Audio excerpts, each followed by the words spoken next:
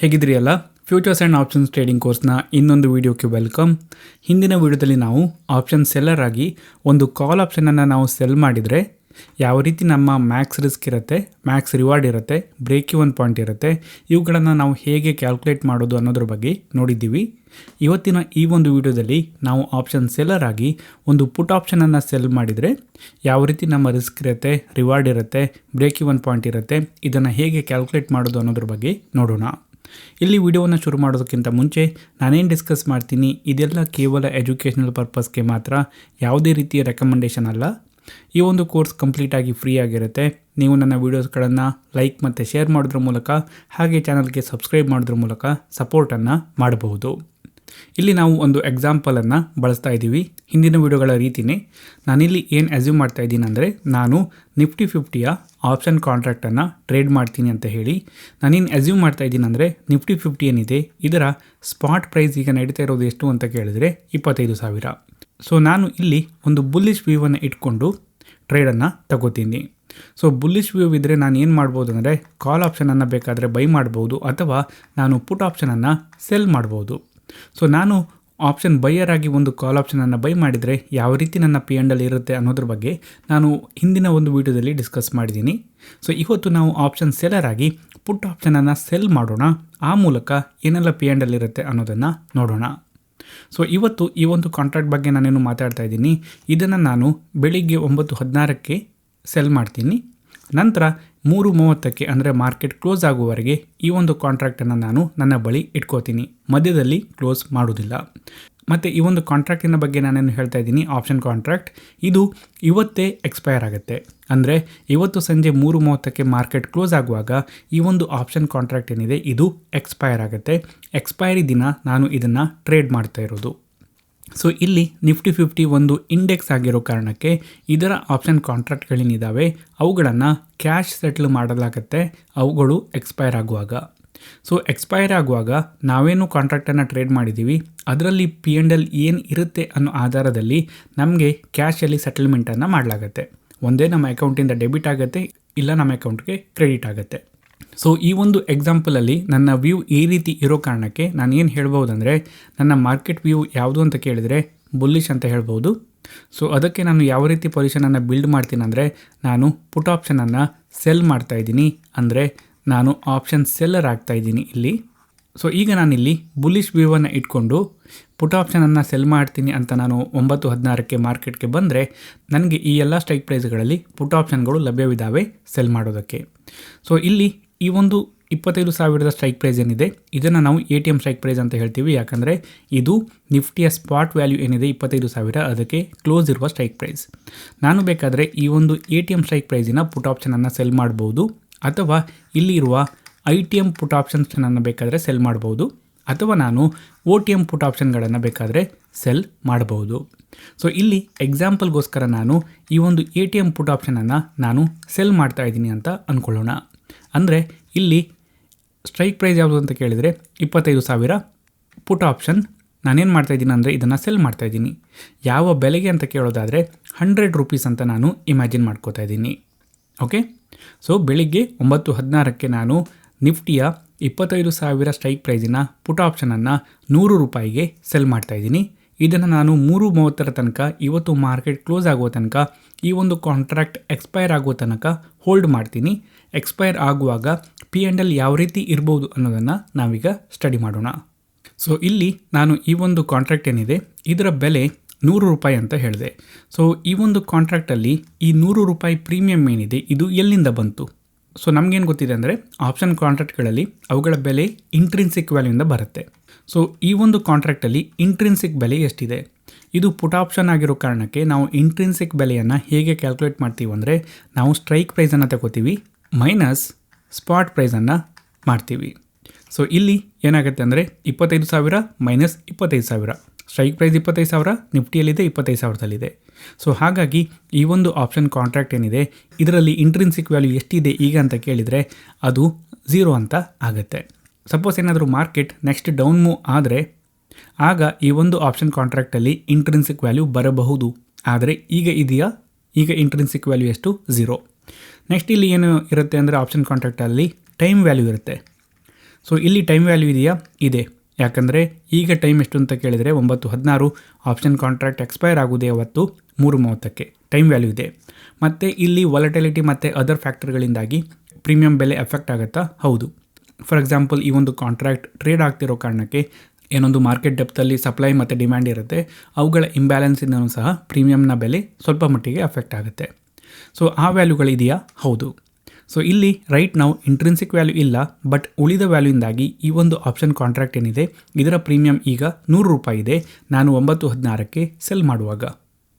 So ಈಗ ನಾವು suppose ಇವತ್ತು ಎಕ್ಸ್ಪೈರ್ ಆಗುವಾಗ ಮಾರ್ಕೆಟ್ ಏನಾದರೂ ಯಾವುದಾದ್ರೂ ಒಂದು ಸೈಡಲ್ಲಿ ಮೂವ್ ಆದರೆ ಯಾವ ರೀತಿ P&L ಆಗತ್ತೆ ಅನ್ನೋದನ್ನು ನೋಡೋಣ. ಸೊ ಇಲ್ಲಿ ನಾನೇನು ಅಸ್ಯೂಮ್ ಮಾಡ್ತಾ ಇದ್ದೀನಿ ಅಂದರೆ, ಫಸ್ಟು ಇವತ್ತು ಸಂಜೆ ಮಾರ್ಕೆಟ್ ಕ್ಲೋಸ್ ಆಗುವಾಗ ನಿಫ್ಟಿ ಏನಿದೆ ಇದು 25,150ರಲ್ಲಿ ಕ್ಲೋಸ್ ಆಯಿತು ಅಂತ ಅಂದ್ಕೊಳ್ಳೋಣ. ಸಪೋಸ್ ಏನಾದರೂ ಹಾಗೆ ಆದರೆ ನನಗೆ ಇಲ್ಲಿ ಪ್ರಾಫಿಟ್ ಆಗುತ್ತಾ ಆಗಲ್ವಾ ಅನ್ನೋದನ್ನು ನಾವು ನೋಡೋಣ. ಸೊ ಇವತ್ತು ಮಾರ್ಕೆಟ್ ಕ್ಲೋಸ್ ಆಗುವಾಗ ಈ ಒಂದು ಪುಟ್ ಆಪ್ಷನ್ ಕಾಂಟ್ರಾಕ್ಟ್ ಎಕ್ಸ್ಪೈರ್ ಆಗುವಾಗ ನಿಫ್ಟಿ ಎಲ್ಲಿದೆ ಅಂತ ಕೇಳಿದರೆ 25,150ರಲ್ಲಿತ್ತು. ಸೊ ಈಗ ನಾವೇನು ಮಾಡಬೇಕು ಅಂದರೆ 3:30ಕ್ಕೆ ಈ ಒಂದು ಆಪ್ಷನ್ ಕಾಂಟ್ರಾಕ್ಟ್ ಏನಿದೆ ಇದರ ಬೆಲೆಯನ್ನು, ಇದರ ಪ್ರೀಮಿಯಮನ್ನು ನಾವು ಕ್ಯಾಲ್ಕುಲೇಟ್ ಮಾಡಬೇಕು. So first of all intrinsic value. So intrinsic value ಹೇಗೆ ಮಾಡೋದು? ಸ್ಟ್ರೈಕ್ ಪ್ರೈಸ್ 25,000 ಮೈನಸ್ ನಿಫ್ಟಿಯ ಸ್ಪಾಟ್ ಪ್ರೈಸ್ 25,150. ಸೊ ಇಲ್ಲಿ ಎಷ್ಟಾಗುತ್ತೆ? -150 ಆಗುತ್ತೆ.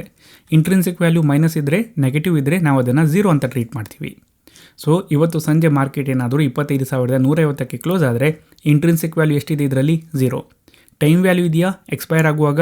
ಇಲ್ಲ, ಯಾಕಂದರೆ ಈ ಒಂದು ಕಾಂಟ್ರಾಕ್ಟ್ ಈಗಲೇ ಎಕ್ಸ್ಪೈರ್ ಆಗ್ತಾಯಿದೆ 3:30ಕ್ಕೆ. ಬೇರೆ ಏನಾದರೂ ಫ್ಯಾಕ್ಟರ್ ಅಫೆಕ್ಟ್ ಆಗುತ್ತಾ? ಇಲ್ಲ, ಅದು ಸಹ 0. ಸೊ ನಾವೇನು ಹೇಳ್ಬೋದು ಅಂದರೆ, ಸಪೋಸ್ ಏನಾದರೂ ನಿಫ್ಟಿ ಇವತ್ತು ಮಾರ್ಕೆಟ್ ಕ್ಲೋಸ್ ಆಗುವಾಗ ಈ ಒಂದು ಕಾಂಟ್ರಾಕ್ಟ್ ಎಕ್ಸ್ಪೈರ್ ಆಗುವಾಗ 25,150ಕ್ಕೆ ಕ್ಲೋಸ್ ಆದರೆ ಈ ಒಂದು ಕಾಂಟ್ರಾಕ್ಟಿನ ಬೆಲೆ ಎಷ್ಟಾಗುತ್ತೆ? 0. ಸೊ ಹಾಗಿದ್ರೆ ನನಗೆ ಪ್ರಾಫಿಟ್ ಆಯಿತಾ? ಈಗ ನಾನು ಇದನ್ನು ಬೆಳಿಗ್ಗೆ 9:16ಕ್ಕೆ 100 ರೂಪಾಯಿಗೆ ಸೆಲ್ ಮಾಡಿದ್ದೆ. ಈಗ ಅದಕ್ಕೆ ಎಷ್ಟು ಬೆಲೆ ಅಂತ ಕೇಳಿದರೆ 0. ಸೊ ನನಗೆ ಇಲ್ಲಿ ಏನಾಯ್ತಂದರೆ 100 ಪಾಯಿಂಟಿನ ಪ್ರಾಫಿಟ್ ಆಯಿತು. ನಾನು 100 ಪಾಯಿಂಟ್ ಪ್ರಾಫಿಟ್ ಅಂತ ಹೇಳಿದರೆ ಯಾವ ರೀತಿ ಆಗುತ್ತೆ? ಸಪೋಸ್ ನಾನು ಬೆಳಿಗ್ಗೆ ಒಂದು ಲಾಟನ್ನು ಸೆಲ್ ಮಾಡಿದರೆ, ಆ ಒಂದು ಲಾಟಲ್ಲಿ 75 ಕ್ವಾಂಟಿಟಿ ಇರೋದಾದರೆ ನನಗೆ ಪ್ರತಿಯೊಂದು ಕ್ವಾಂಟಿಟಿ ಮೇಲೆ 100 ರೂಪಾಯಿ ಪ್ರಾಫಿಟ್ ಆದರೆ ನನಗೆ ಇಲ್ಲಿ 7,500 ರೂಪಾಯಿ ಪ್ರಾಫಿಟ್ ಆಗುತ್ತೆ. ಯಾವಾಗ? ನಿಫ್ಟಿ 25,150ಕ್ಕೆ ಹೋದರೆ, ಬೆಳಿಗ್ಗೆ ನನ್ನ ವ್ಯೂ ಬುಲ್ಲಿಶ್ ಇತ್ತು, ಆ ಒಂದು ಸೈಡಲ್ಲಿ ಮಾರ್ಕೆಟ್ ಮೂವ್ ಆದರೆ. ಸಪೋಸ್ ಇಲ್ಲಿ ನಿಫ್ಟಿ ಇದಕ್ಕಿಂತಲೂ ಜಾಸ್ತಿ ಹೋಗ್ಬೋದು. ಸಪೋಸ್ ಏನಾದರೂ ನಿಫ್ಟಿ 25,400ಕ್ಕೆ ಹೋದರೆ ಆಗ ನನಗೆ ಇಲ್ಲಿ ಪ್ರಾಫಿಟ್ ಆಗುತ್ತಾ? ನನ್ನ ಪ್ರಾಫಿಟ್ ಜಾಸ್ತಿ ಆಗುತ್ತಾ? ಪ್ರಾಫಿಟ್ ಆಗುತ್ತೆ, ಆದರೆ ನನ್ನ ಪ್ರಾಫಿಟ್ ಜಾಸ್ತಿ ಆಗುತ್ತಾ? ಇಲ್ಲ. ನಿಫ್ಟಿ ಎಷ್ಟು ಮೇಲೆ ಹೋದರೂ ಸಹ ನಾವು ಆಪ್ಷನ್ ಸೆಲ್ ಮಾಡಿರೋ ಕಾರಣಕ್ಕೆ ನಮಗೆ ಏನು ಪ್ರಾಫಿಟ್ ಆಗುತ್ತೆ ಅಂದರೆ, ನಾವೇನು ಈ ಒಂದು ಪ್ರೀಮಿಯಮನ್ನು ಸೇಲ್ ಮಾಡಿದ್ದೀವೋ ಅದು. ಈ ಒಂದು ಆಪ್ಷನ್ ಪ್ರೀಮಿಯಂ ಹೆಚ್ಚಂದರೆ 0ಗೆ ಬರ್ಬೋದು, ಮೈನಸ್ ಆಗಲಿಕ್ಕೆ ಸಾಧ್ಯ ಇಲ್ಲ. ಸೊ ನಾವೇನು ಆಪ್ಷನ್ ಪ್ರೀಮಿಯಮನ್ನು ಸೆಲ್ ಮಾಡಿದ್ದೀವೋ ಅಷ್ಟು ಮಾತ್ರ ನಮಗೆ ಪ್ರಾಫಿಟ್ ಆಗುತ್ತೆ. ಸೊ ನಾನಿಲ್ಲಿ ಏನು ಹೇಳ್ಬೋದಂದರೆ, ನಾನು ಈ ಒಂದು ಪುಟ್ ಆಪ್ಷನನ್ನು ಸೆಲ್ ಮಾಡಿರೋ ಕಾರಣಕ್ಕೆ ನನ್ನ ಮ್ಯಾಕ್ಸ್ ರಿವಾರ್ಡ್ ಎಷ್ಟು ಅಂತ ಕೇಳೋದಾದರೆ ಪ್ರೀಮಿಯಂ ರಿಸೀವ್ಡ್ ಅಂತ ಹೇಳ್ಬೋದು. ಓಕೆ. ಸೊ ಇನ್ನೊಂದು ರೀತಿಯಲ್ಲಿ ನಾನು ಹೇಳ್ಬೋದಂದರೆ, ಇದೇನಿದೆ ನನ್ನ ಮ್ಯಾಕ್ಸ್ ಪ್ರಾಫಿಟ್ ಅದು ಲಿಮಿಟೆಡ್ ಅಂತ ಹೇಳ್ಬೋದು. ಯಾಕಂದರೆ ಇದಕ್ಕಿಂತ ಜಾಸ್ತಿ ಪ್ರಾಫಿಟ್ ಆಗಲಿಕ್ಕೆ ನನಗೆ ಸಾಧ್ಯ ಇಲ್ಲ. ಮ್ಯಾಕ್ಸ್ ಪ್ರಾಫಿಟೇ ಇಷ್ಟು. ಓಕೆ. ಈಗ ನೆಕ್ಸ್ಟ್ ನಾವು ಇನ್ನೊಂದು ಸಿನಾರಿಯೋವನ್ನು ನೋಡೋಣ. ಅದೇನಪ್ಪ ಅಂದರೆ, ಇವತ್ತು ಸಂಜೆ ಮಾರ್ಕೆಟ್ ಎಕ್ಸ್ಪೈರ್ ಆಗುವಾಗ, ಈ ಒಂದು ಕಾಂಟ್ರಾಕ್ಟ್ ಎಕ್ಸ್ಪೈರ್ ಆಗುವಾಗ ನಿಫ್ಟಿ ಏನಿದೆ ಇದು 25,000ದಲ್ಲೇ ಕ್ಲೋಸ್ ಆಯಿತು ಅಂತ ಅಂದ್ಕೊಳ್ಳೋಣ.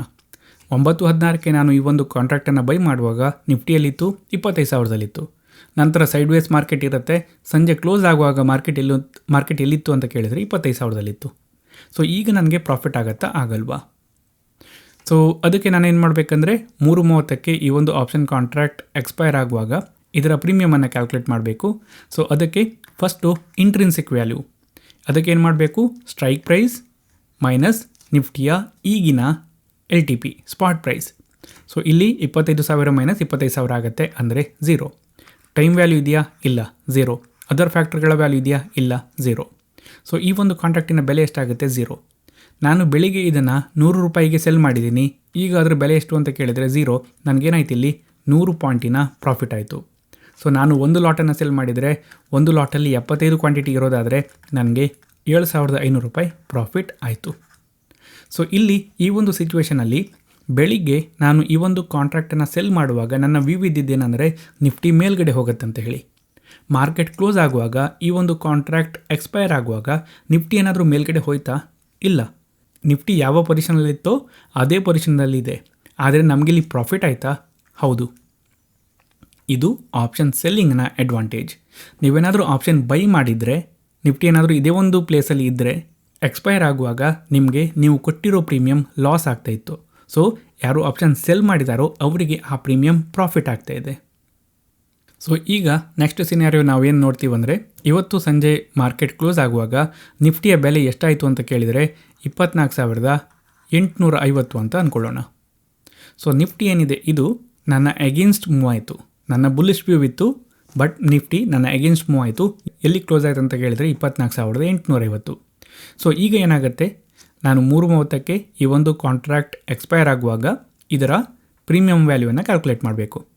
ಸೊ ಫಸ್ಟು ಇಂಟ್ರಿನ್ಸಿಕ್ ವ್ಯಾಲ್ಯೂ, ಅದಕ್ಕೆ ಪುಟ್ ಆಪ್ಷನ್ ಆಗಿರೋ ಕಾರಣಕ್ಕೆ ಸ್ಟ್ರೈಕ್ ಪ್ರೈಸ್ 25,000 ಮೈನಸ್ ನಿಫ್ಟಿಯ ಸ್ಪಾಟ್ ವ್ಯಾಲ್ಯೂ 24,850. ಸೊ ಇದೆಷ್ಟಾಗುತ್ತೆ? 150 ಆಗುತ್ತೆ. ಸೊ ಟೈಮ್ ವ್ಯಾಲ್ಯೂ ಇದೆಯಾ? ಇಲ್ಲ. ಬೇರೆ ಫ್ಯಾಕ್ಟರ್ ಇದೆಯಾ? ಇಲ್ಲ. ಸೊ ಈ ಪ್ರೀಮಿಯಂ ಬೆಲೆ ಎಷ್ಟಾಗುತ್ತೆ? 150. ಸೊ ಈಗ ಈ ಒಂದು ಕಾಂಟ್ರಾಕ್ಟಿನ ಬೆಲೆ 150 ರೂಪಾಯಿ ಆಯಿತು ಅಂತ ಆದರೆ ನನಗೆ ಇಲ್ಲಿ ಪ್ರಾಫಿಟ್ ಆಯಿತಾ ಲಾಸ್ ಆಯಿತಾ? ನಾನು ಬೆಳಿಗ್ಗೆ ಇದನ್ನು 100 ರೂಪಾಯಿಗೆ ಸೆಲ್ ಮಾಡಿದ್ದೀನಿ. ಈಗ ಇದರ ಬೆಲೆ ಎಷ್ಟು ಅಂತ ಕೇಳಿದರೆ 150. ಸೊ ಈಗೇನಾಯಿತು, ನನಗೆ 50 ಪಾಯಿಂಟ್ ಮೈನಸ್ ಆಯಿತು. 50 ಪಾಯಿಂಟ್ ಮೈನಸ್ ಅಂದರೆ ಎಷ್ಟಾಯಿತು? ನಾನು ಒಂದು ಲಾಟನ್ನು ಸೆಲ್ ಮಾಡಿದರೆ 1 ಮಲ್ಟಿಪ್ಲೈಡ್ ಬೈ ಆ ಒಂದು ಲಾಟಲ್ಲಿ 75 ಕ್ವಾಂಟಿಟಿ ಇರೋದಾದರೆ 75 ಮಲ್ಟಿಪ್ಲೈಡ್ ಬೈ ಪ್ರತಿಯೊಂದು ಕ್ವಾಂಟಿಟಿ ಮೇಲೆ ಎಷ್ಟು? 50 ರೂಪಾಯಿ. ಸೊ 3,750 ರೂಪಾಯಿ ನನಗೆ ಇಲ್ಲಿ ಲಾಸ್ ಆಗುತ್ತೆ.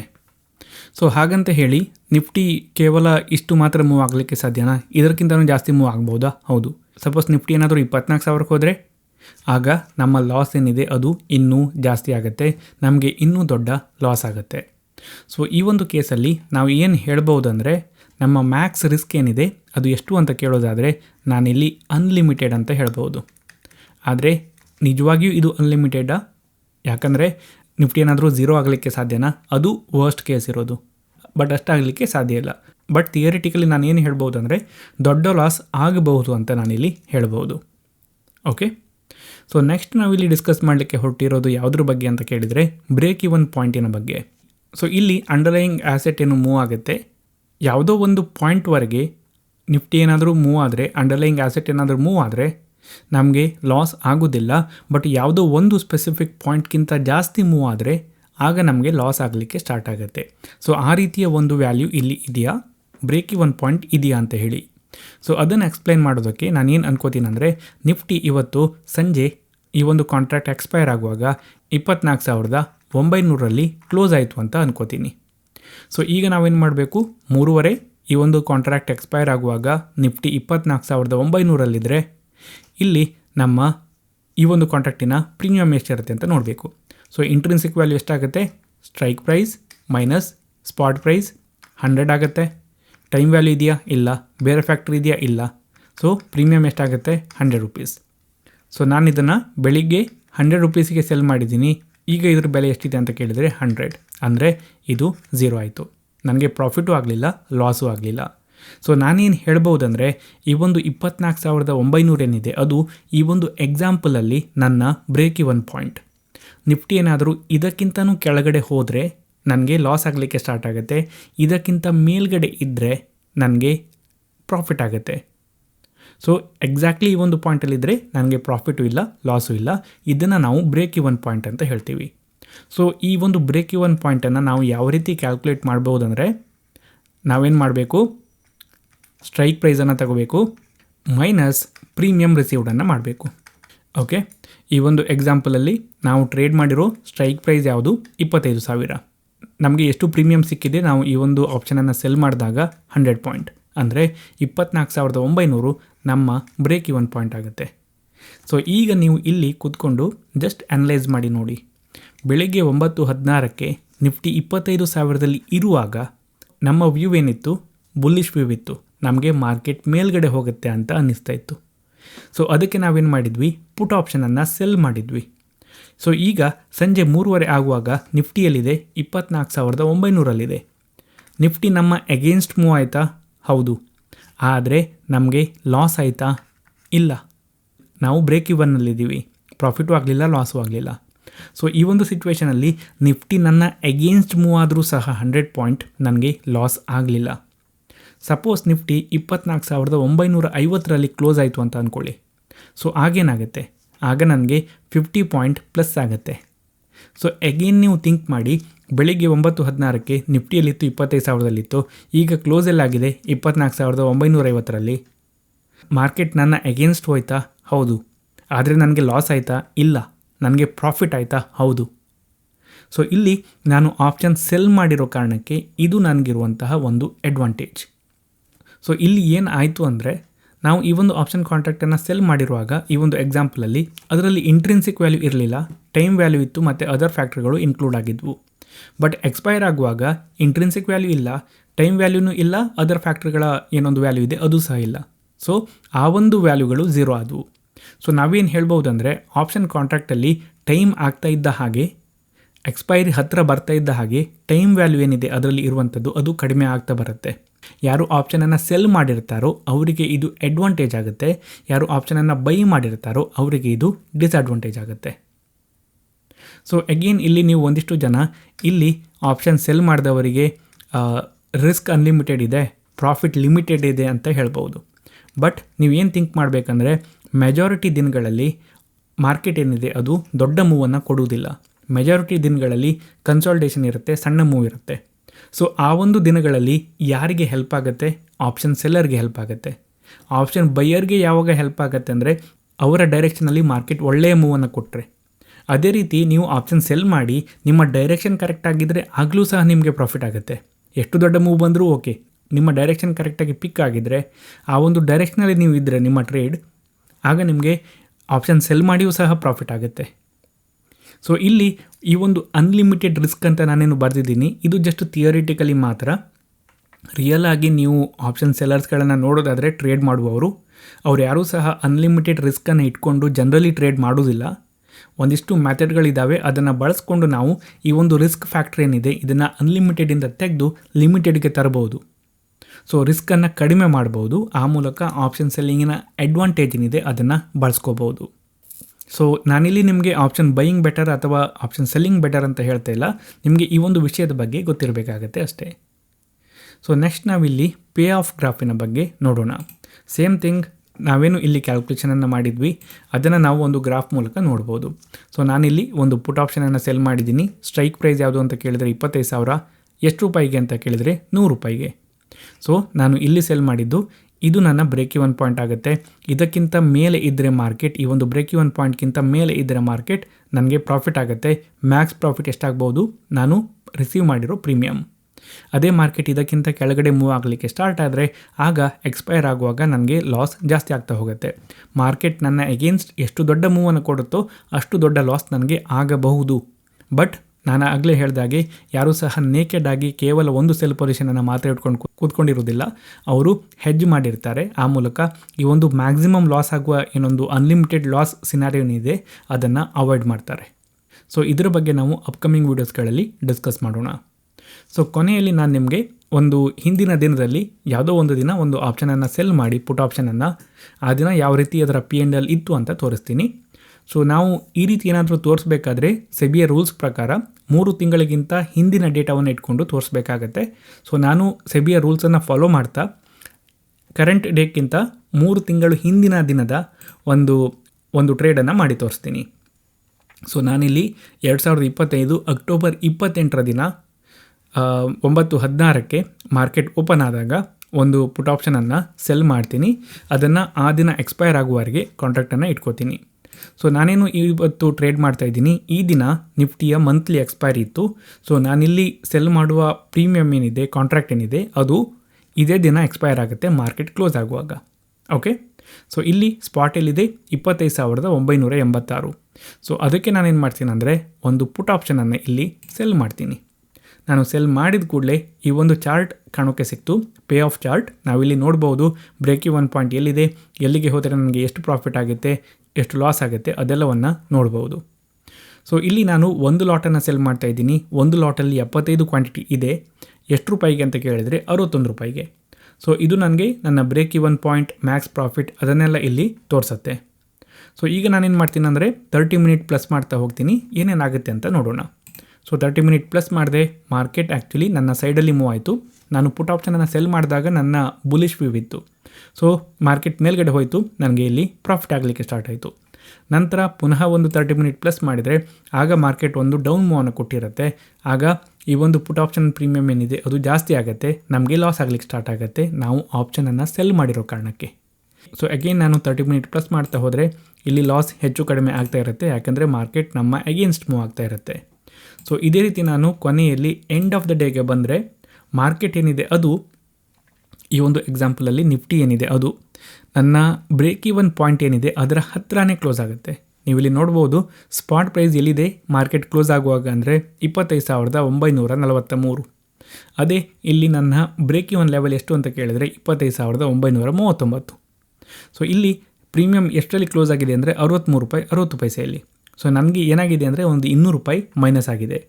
ಸೊ ಮಾರ್ಕೆಟ್ ನನ್ನ ಬ್ರೇಕ್ ಈವನ್ ಪಾಯಿಂಟ್ ಹತ್ತಿರನೇ ಕ್ಲೋಸ್ ಆಗಿರೋದ್ರಿಂದ ನನಗೆ ಈ ಒಂದು ಸಣ್ಣ P&L ಇಲ್ಲಿ ಆಗ್ತಾ ಇರುವಂಥದ್ದು. ಸೊ ಅಗೇನ್ ನಾನು ಇದನ್ನು ತೋರಿಸ್ತಾ ಇರೋದು ಕೇವಲ ಎಕ್ಸಾಂಪಲ್ ಪರ್ಪಸ್ಗೆ ಮಾತ್ರ, ಯಾವುದೇ ರೀತಿಯ ರೆಕಮೆಂಡೇಷನ್ ಅಲ್ಲ. ಸೊ ಇದಿಷ್ಟು ಈ ಒಂದು ವಿಡಿಯೋದಲ್ಲಿ. ನಿಮಗೇನಾದರೂ ಡೌಟ್ ಇದ್ದರೆ ಕಮೆಂಟ್ ಮಾಡಿ, ಬೇರೆಯವರ ಡೌಟಿಗೆ ನಿಮಗೆ ಆನ್ಸರ್ ಗೊತ್ತಿದ್ದರೆ ನೀವು ರಿಪ್ಲೈ ಮಾಡಿ. ವಿಡಿಯೋ ಇಷ್ಟ ಆದರೆ ಲೈಕ್ ಮಾಡಿ, ಇಲ್ಲಾಂದರೆ ಡಿಸ್ಲೈಕ್ ಮಾಡಿ. ಏನಾದರೂ ಹೇಳಬೇಕಂತ ಇದ್ದರೆ ಅದನ್ನು ಸಹ ಕಮೆಂಟ್ ಮಾಡಿ. ಇದೇ ರೀತಿ ಬೇರೆ ವರ್ಡ್ಸ್ಗಳನ್ನ ನೋಡೋದಕ್ಕೆ ನನ್ನ ಚಾನಲ್ಗೆ ಸಬ್ಸ್ಕ್ರೈಬ್ ಮಾಡಿ. Thank you.